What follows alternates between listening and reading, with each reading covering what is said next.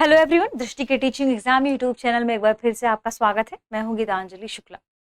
जैसा कि आप सभी जानते हैं, हम यहाँ दिल्ली अधीनस्थ सेवा चयन बोर्ड यानी DSSB के ज्योग्राफी सेगमेंट पर चर्चा कर रहे हैं। यानी DSSB के ज्योग्राफी से जुड़े हुए वे कौन से इंपॉर्टेंट कंसेप्ट हैं, उसके सिलेबस में मेंशन वे कौन से इंपॉर्टेंट टॉपिक्स हैं जो आपकी परीक्षा की तैयारी के लिहाज से इंपॉर्टेंट हो सकते हैं, उन टॉपिक्स के कंसेप्ट और उनसे जुड़े हुए तथ्यों को हम यहाँ जानने की कोशिश करते हैं। ठीक है, तो इससे पहले हमने ज्योग्राफी के कई इंपॉर्टेंट टॉपिक्स पर चर्चा कर रखी है, जैसे सौरमंडल, पृथ्वी की संरचना, पृथ्वी की विभिन्न परतों के बारे में हमने समझा। हमने देखा था भूकंपीय तरंगों के बारे में, इनकी माप कैसे की जाती है, इसके बारे में। पृथ्वी की गतियों के बारे में हमने समझा कि कैसे पृथ्वी घूर्णन गति करती है, कैसे परिक्रमण गति करती है, और कैसे विभिन्न क्षेत्रों में या ग्लोब की यदि हम बात करें, हम पृथ्वी की बात करें तो इनमें अक्षांशी और देशांतरी रेखाएं हैं। इन रेखाओं के बारे में अभी हमने पढ़ा। हमने देखा कि किसी स्थान का सटीक समय जानने के लिए हमें किस पद्धति से देखना होता है कि इस स्थान का वर्तमान में समय क्या है। ठीक है, तो इस सारी चीजों को हमने ऑलरेडी देख रखा है। आप चाहें तो ये वीडियोस दृष्टि टीचिंग एग्जाम पर यूट्यूब चैनल में देख सकते हैं। ठीक है, आगे बढ़ते हैं और जानते हैं कि आज हम किस खास टॉपिक पर चर्चा करेंगे। इससे पहले हमने चट्टानों के बारे में चर्चा की थी, शैल के बारे में चर्चा की थी और पढ़ा था कि आखिर शैल, चट्टान या रॉक्स क्या होते हैं। हमने देखा कि रॉक्स 3 प्रकार के होते हैं। 3 प्रकार में हमने पहले प्रकार यानी आग्नेय चट्टान पर चर्चा की है। आग्नेय चट्टानें क्या होती हैं, इनका वर्गीकरण कैसे किया जाता है, कैसे उत्पत्ति के आधार पर इन्हें डिफाइन किया गया है, इनके कितने प्रकार हैं और कैसे इसके रासायनिक संरचना या रासायनिक संगठन के आधार पर आग्नेय प्रकारों को आग्नेय चट्टानों को अम्लीय और क्षारीय 2 स्वरूपों में बांटा गया है। अब आज की क्लास में हम पढ़ने वाले हैं अवसादी चट्टानों के बारे में। चट्टानों का ही दूसरा प्रकार है। हमने पढ़ा था कि चट्टानें कितने प्रकार की होती हैं, 3 प्रकार की, जिसमें आग्नेय चट्टानें, अवसादी चट्टानें और रूपांतरित या कायांतरित चट्टानें शामिल हैं। पहले प्रकार यानी आग्नेय चट्टानों को हमने देख लिया है, आप उसकी भी वीडियो यूट्यूब चैनल पर देख सकते हैं। आज हम पढ़ेंगे अवसादी चट्टानों के बारे में, सेडिमेंट्री रॉक्स के बारे में, कि आखिर अवसादी चट्टानें या सेडिमेंट्री रॉक्स क्या होती हैं। ध्यान रखिएगा, ये भी किससे जुड़ा हुआ है, ज्योग्राफी से जुड़ा हुआ टॉपिक है। तो ये इंपॉर्टेंट है कि आपको पता हो क्या सेडिमेंट्री रॉक्स या अवसादी चट्टानें। ठीक है,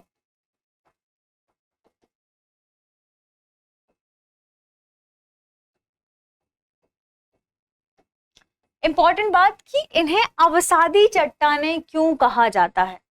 आखिर इनके नाम में जो अवसाद शब्द है, अवसाद है, यह कहां से आया, ये इंपॉर्टेंट है।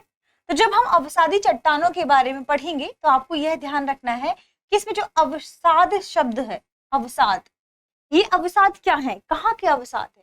जैसे हमने आग्नेय चट्टान के बारे में पढ़ा कि ज्वालामुखी क्रिया के फलस्वरूप पृथ्वी के भूगर्भ से निकलने वाले मैग्मा या लावा के जरिए किसका, आग्नेय चट्टान का निर्माण होता है। जब ये लावा ठंडा होता है तो इसे आग्नेय चट्टान कहते हैं। अब धीरे धीरे पवन के द्वारा, नदियों के द्वारा विभिन्न प्रकार से क्या होगा, इन चट्टानों का अपर्दन होता है। ठीक है, और अपर्दन में अवसाद या वो चट्टानें टूटकर टुकड़ों में, छोटे छोटे कणों में क्या होती है, एक स्थान से दूसरे स्थान पर बहती है। ठीक है, या किसी के भी माध्यम से, पवन के माध्यम से हो सकता है, जल के माध्यम से हो सकता है, हिमनद के माध्यम से हो सकता है। ठीक है, ग्लेशियर्स में भी ऐसी घटनाएं घटित होती हैं। तो ध्यान रखिएगा, ग्लेशियर के माध्यम से भी ये घटनाएं घटित होती हैं। तो ग्लेशियर के माध्यम से जब अवसाद इकट्ठा होता है तो हम इसे क्या कहते हैं, अवसादी चट्टानें कहते हैं।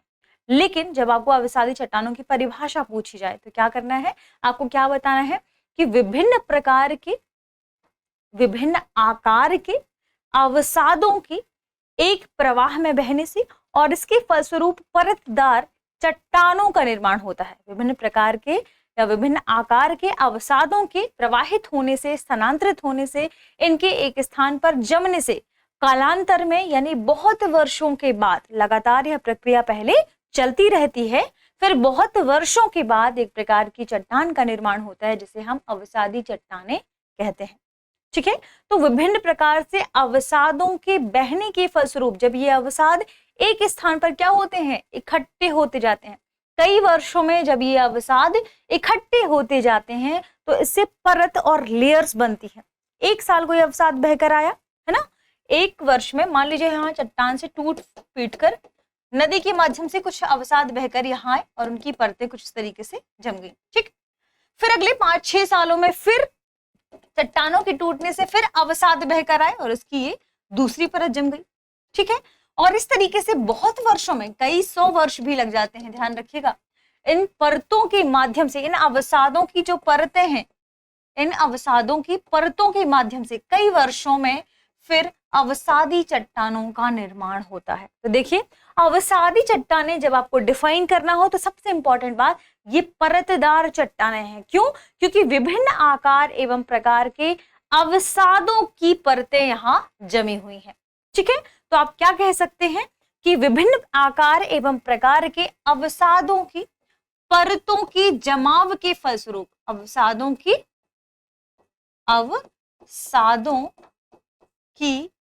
परतों के जमाव, परतों की जमाव के फलस्वरूप ही अवसादी चट्टानों का निर्माण होता है। कालांतर में बहुत समय के बाद क्या होता है? अवसादी चट्टानों का निर्माण होता है। इन्हें आप क्या कहेंगे? हम अवसादी चट्टान, सेडिमेंट्री रॉक्स। ठीक है, ये आपको ध्यान रखना है। ठीक है, थोड़ा सा आपको क्लियर दिख जाएगा ऐसे। अब हमने देखा कि हम इसे अवसादी चट्टानें क्यों कहते हैं। अब चूंकि देखिए, अवसाद कई वर्षों में लगातार बहकर आ रहे हैं, कई वर्षों में ये इन अवसादों के जमाव के फलस्वरूप क्या हुआ? अवसादी चट्टानों का निर्माण हुआ। इस वजह से अवसादी चट्टान को परतदार चट्टान भी कहा जाता है। क्यों? क्योंकि अवसादी चट्टानें परतों के रूप में पाई जाती हैं। अवसादी चट्टानें परतों के रूप में पाई जाती हैं, इस वजह से इन्हें क्या कहा जाता है? परतदार चट्टान, परतदार चट्टान कहा जाता है। ठीक है, इनमें क्या होती हैं?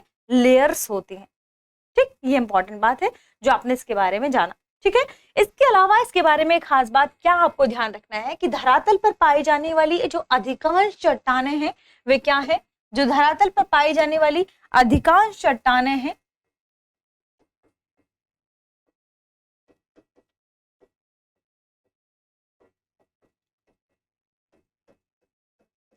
अवसादी चट्टानें। धरातल पर पाई जाने वाली अधिकांश चट्टानें क्या है?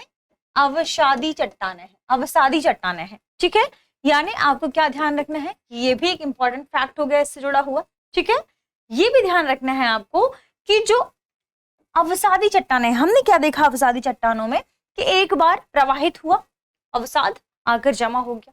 ठीक है, फिर कुछ वर्षों बाद फिर अवसाद प्रवाहित हुआ। हालांकि ये प्रक्रिया लगातार चलती रहती है, लेकिन एक मोटी परत के लिए हम क्या कह सकते हैं?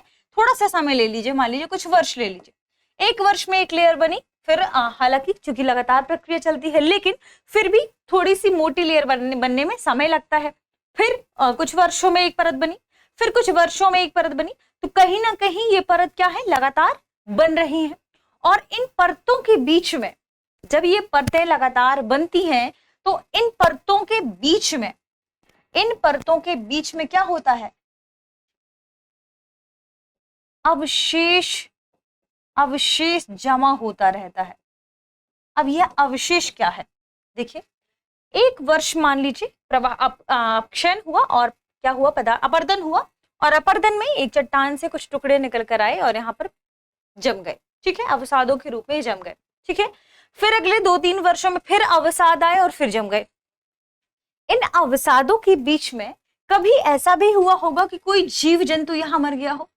ठीक है, उसकी मृत्यु हो गई हो। कभी हमने देखा पेड़ पौधों की पत्तियां यहाँ इकट्ठी हो गई हो।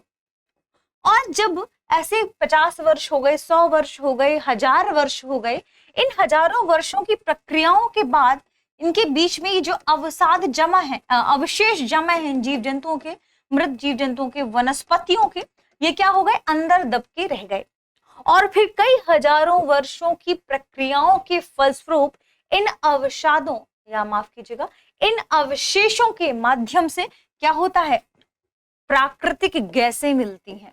ध्यान रखिएगा, इन्हीं अवशेषों के माध्यम से जो बहुत वर्षों में ये अवशेष दबकर नीचे अंदर चले गए थे, ये दबकर क्या हो गए, ध्यान रखिएगा, बहुत वर्षों में क्या हो गए, कोयले में परिवर्तित हो गए, प्राकृतिक गैसों में परिवर्तित हो गए, पेट्रोलियम पदार्थों में परिवर्तित हो गए। ठीक है, तो ये जो वनस्पति और जीव जंतुओं के अवशेष दबकर इनमें रह गए, कई हजारों वर्षों की प्रक्रियाओं के फलस्वरूप अवसादी चट्टानों के बीच में अवशेषों के जमा होने की वजह से हमें प्राकृतिक गैसें, कोयला, पेट्रोलियम पदार्थ, ये सभी प्राप्त होते हैं। यानी आप क्या कह सकते हैं कि अवसादी चट्टानों के बीच में या अवसादी चट्टानों की परतों में क्या पाए जाते हैं, जीवाश्म पाए जाते हैं, जीवाश्म के अवशेष पाए जाते हैं। तो अवसादी चट्टानों के बारे में आपको एक और फैक्ट क्या लिखना है कि अवसादी चट्टानों में या अवसादी चट्टानों के मध्य क्या होता है, जीवाश्म पाए जाते हैं। जीवाश्म की अत्यधिक उपलब्धता, ये किन चट्टानों में है, अवसादी चट्टानों में, जबकि आग्नेय चट्टानों में ये उपस्थिति नहीं है, ये उपलब्धता नहीं है। क्यों? क्योंकि वहां पर ज्वालामुखी क्रिया के फलस्वरूप आग्नेय चट्टानों का निर्माण होता है, और ज्वालामुखी क्रिया के फलस्वरूप जो गर्म तप्त लावा है, तरल लावा है, उसमें जो भी अवशेष होते हैं वे क्या होते हैं, जल जाते हैं।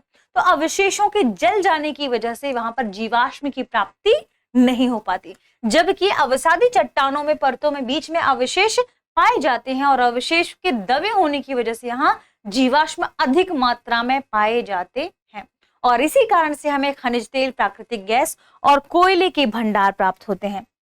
तो इसी कारण से हमें खनिज तेल, ध्यान रखिएगा, ये भी इसका एक इंपॉर्टेंट फैक्ट है जो आपको याद रखना है कि इसी वजह से हमें खनिज तेल,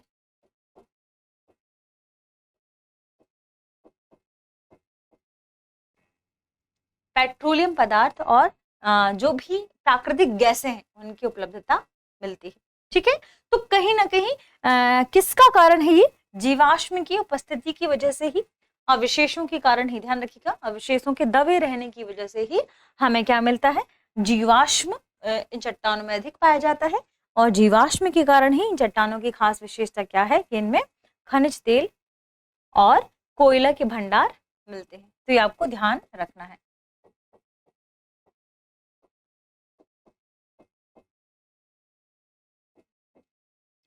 अब इनसे जुड़ा हुआ कुछ और फैक्ट देख लेते हैं। जैसे यदि हम बात करें जो भी अवसादी चट्टानें हैं वे कितने प्रकार से प्राप्त की जा सकती हैं, तो अवसादी चट्टानों के बारे में ध्यान रखिएगा, आप इन्हें रासायनिक तौर पर, रासायनिक संगठन के आधार पर भी प्राप्त कर सकते हैं। ठीक है, इसके अलावा यांत्रिकी तरीके से भी जो अवसादी चट्टानें हैं उन्हें प्राप्त किया जा सकता है। तो जो अवसादी चट्टान है, तीन तरीके से ही आपको ध्यान रखना है। तीन तरीकों में सबसे पहला तरीका क्या है जो आपको ध्यान रखना है, एक तो यांत्रिकी रूप से आप प्राप्त कर सकते हैं। ठीक है, दूसरा अवसादी चट्टानों के बारे में ध्यान रखना, आपको कार्बनिक रूप से भी ये मिल सकते हैं, ये चट्टानें आपको मिल सकती हैं। और तीसरा जो आपको ध्यान रखना है ये कि रासायनिक तौर पर भी आप सेडिमेंट्री रॉक्स या इन्हें प्राप्त कर सकते हैं रासायनिक रूप से। पेन ठीक से काम नहीं कर रहा है, नहीं, ये आप लिख लेते, खनिज तेल, पेट्रोलियम,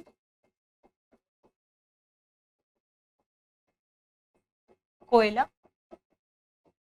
इनकी प्राप्ति जीवाश्म के माध्यम से होती है। ठीक है, ये आप नोट कर लीजिएगा, ये इंपॉर्टेंट है। हालांकि अवसादी चट्टानों के बारे में बहुत डिटेल से नहीं पूछा जाता इस बारे में, लेकिन फिर भी एक अंदाजे के लिए, और आपसे कभी भी पूछा जाता है तो आपको पता होना चाहिए कि यांत्रिकी रूप से, कार्बनिक रूप से और रासायनिक रूप से सेडिमेंट्री रॉक्स की निर्माण की पद्धति है। तो निर्माण की पद्धति ध्यान रखें तीन आधार पर ही होती है। जब भी आपसे पूछा जाए यांत्रिक रूप से एग्जाम्पल, तो आप कह सकते हैं शेल, ठीक है, या आप कह सकते हैं बालूकाश्म। बालूकाश्म एग्जाम्पल है किसका, कि आप यांत्रिकी रूप से कैसे, किस पद्धति के माध्यम से, तो यांत्रिकी पद्धति के माध्यम से आप शेल और बालूकाश्म जैसे अवसादी चट्टानें प्राप्त कर सकते हैं। अगर आपसे पूछा जाए कि कार्बनिक रूप से आप कैसे प्राप्त कर सकते हैं, तो आपने चूना पत्थर सुना हो। चूना पत्थर दरअसल कार्बनिक रूप से प्राप्त सेडिमेंट्री रॉक का एग्जाम्पल है, ये आपको ध्यान रखना है। इसके अलावा आपने अभी हमने थोड़ी देर पहले कोयला के बारे में पढ़ा, तो कोयला भी कहीं ना कहीं किसका, कार्बनिक, जहां कार्बनिक तत्व उपस्थित हो, ठीक है। तो कार्बनिक पद्धति के माध्यम से प्राप्त अवसादी चट्टानों का एग्जाम्पल है कोयला, ध्यान रखिएगा, ठीक है। अगर आपसे पूछा जाए रासायनिक रूप से, तो ध्यान रखें इसमें बहुत छोटी, आपको इसका एक एग्जाम्पल ध्यान रखना है। रासायनिक रूप से सेडिमेंट्री रॉक्स, लेयरदार चट्टानें कौन सी हैं, नमक की चट्टानें। आपने नमक देखा होगा, हमने देखा होगा, पानी में डालते ही घुल जाता है नमक। रासायनिक रूप से जो सेडिमेंट्री रॉक प्राप्त करने की पद्धति है वह कौन सी है, नमक। और पोटाश, ध्यान रखें, पोटाश भी इसका एक एग्जाम्पल है, ठीक है। तो ये तो हमने पढ़ा सेडिमेंट्री रॉक्स की निर्माण की पद्धति के बारे में, इनसे जुड़ी हुई कुछ अन्य जानकारी। अब आपको एक और बात ध्यान रखना है कि पृथ्वी के लगभग 75% भाग का जो निर्माण हुआ है, या 75% भाग जो है पृथ्वी का, वह किसके आधार पर है, अवसादी चट्टानों के आधार पर ही देखा जाता है। जो विस्तारित क्षेत्र है उसके बारे में बात करेंगे तो लगभग 75% है। सबसे इंपॉर्टेंट बात जो अवसादी चट्टानों के बारे में है वह है इनकी विशेषताएं। अब इनकी विशेषताएं, हालांकि हमने अभी जो भी चीजें पढ़ी हैं वे सभी इनकी विशेषताओं में शामिल की जा सकती हैं बहुत आसानी से। सबसे पहली बात क्या है कि इसमें चूंकि हमने देखा कि कई लेयर में अवसाद जमते हैं, तो ये क्या है, अधिकांशतः जो अवसादी चट्टानें हैं वे परतदार चट्टानें होती हैं, परतदार चट्टानें होती हैं। अधिकांशतः अवसादी चट्टानें परतदार चट्टानें होती हैं, परतों के रूप में पाई जाती हैं, ठीक है।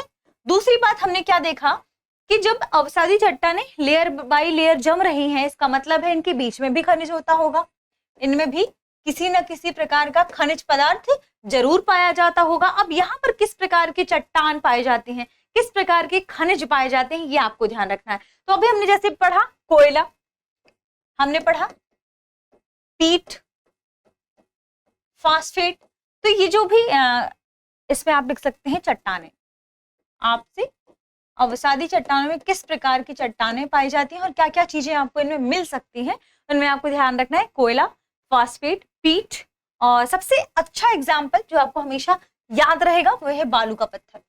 अब बालू का पत्थर क्यों इंपॉर्टेंट है और याद क्यों रहने लायक है अवसादी चट्टान के रूप में, तो देखिए जो आगरा का लाल किला है और जो दिल्ली में लाल किला बना हुआ है, ये दोनों ही अवसादी चट्टानों का एग्जाम्पल है, क्योंकि ये लाल बलुआ पत्थर से मिलकर बना है। लाल बलुआ पत्थर दरअसल किसका एग्जाम्पल है, अवसादी चट्टानों का एग्जाम्पल है, इसलिए आपको याद रखना है बालू का पत्थर भी, ठीक है। तो ये कुछ इंपॉर्टेंट इंफॉर्मेशन थी, आप कह सकते हैं तथ्य के रूप में, जो आपको ध्यान रखनी है। और इसमें हमने ये भी पढ़ा अभी थोड़ी देर पहले ही कि चूंकि लेयर वाइज परतें इसमें जम रही हैं, इन परतों के जमने की वजह से बीच में क्या जीव जंतुओं वनस्पतियों के अवशेष दब जा रहे हैं, और इन अवशेषों के दबने से क्या हो रहा है, जीवाश्म की उपस्थिति हो रही है। तो इनमें जीवाश्म की उपस्थिति है सेडिमेंट्री रॉक्स में या अवसादी चट्टानों में, जीवाश्म की उपस्थिति पाई जाती है। क्यों, क्योंकि इनमें जीव जंतु और वनस्पतियों के अवशेष दबकर रह जाते हैं, और इस वजह से जो कि जीवाश्म की उपस्थिति है, तो जीवाश्म की उपस्थिति की वजह से इसमें खनिज की उपस्थिति होती है। और जहां पर हमने अभी देखा हमें प्राकृतिक गैस, पेट्रोलियम पदार्थ, या आप कह सकते हैं सबसे इंपॉर्टेंट बात कोयला पाया जाता है, ठीक है। इसके अलावा यदि हम सेडिमेंट्री रॉक्स की बात करें तो जो दामोदर नदी है, गोदावरी नदी है, भारत की ही बात कर रहे हैं, तो साउथ में देखिए जो भी इंपॉर्टेंट रिवर है, खासकर दामोदर नदी की यदि हम बात करें, गोदावरी नदी की बात करें, तो इन रिवर्स की जो अवसादी चट्टानें हैं उनके बीच में हमें कोयला प्राप्त होता है। तो ये इंपॉर्टेंट रिवर्स हैं जो आपको ध्यान रखना है। सबसे पहली बात गोदावरी, ठीक है, दामोदर, इन रिवर्स की अवसादी चट्टानों में आपको क्या मिलता है, कोयला प्राप्त होता है। इन रिवर्स की अवसादी चट्टानों से हमें कोयला की प्राप्ति होती है, तो इनकी खास विशेषताओं में आप इन्हें भी शामिल कर सकते हैं, ठीक है। इसके अलावा यदि हम बात करें हमारे अवसादी चट्टानों के बारे में ही, तो हमने आग्नेय चट्टान के बारे में क्या पढ़ा था कि आग्नेय चट्टान क्या होती है, ठोस होती है, कठोर होती हैं।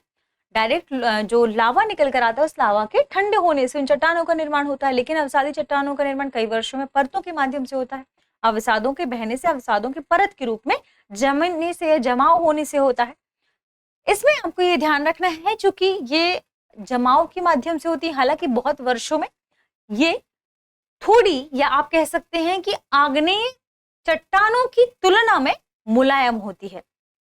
तो ये इसकी एक और विशेषता आप शामिल कर सकते हैं कि क्या होती है ये चट्टानें आग्नेय चट्टानों की तुलना में, ध्यान रखें, आग्नेय चट्टानों की तुलना में मुलायम होती है।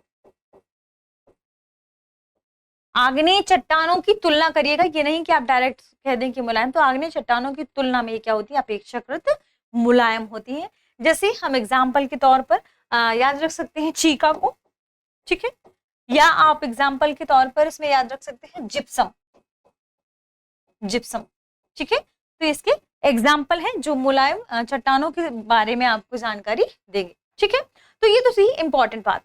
हमने अवसादी चट्टानों के बारे में एक चीज और पढ़ी थी कि अवसादी चट्टानों का निर्माण कैसे हो सकता है। तो ग्लेशियर के नीचे गिरने की वजह से, ग्लेशियर से अवसाद जो नीचे आते हैं, उन अवसादों के जमाव के माध्यम से भी अवसादी चट्टानों का निर्माण होता है। जैसे हिमोड इसका एक एग्जाम्पल है, ठीक है।